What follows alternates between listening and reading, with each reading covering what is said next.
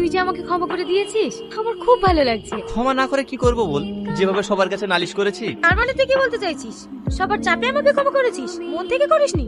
মন থেকে যদি ক্ষমা নাই করতাম তাহলে তোর সঙ্গে এভাবে মিশতাম না। তোকে একটা কথা জিজ্ঞেস করবো টনি, বল। তুই কাউকে ভালোবাসিস?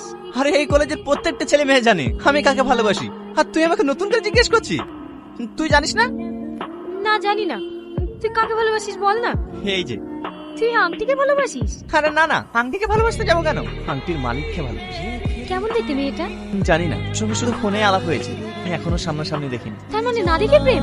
আচ্ছা মেয়েটা যদি দেখতে খারাপ হয় তাহলে কি করবি? ও যদি দেখতে কুৎসিত হয় না তো আমি ওকেই ভালোবাসি আর ওকেই বিয়ে করব।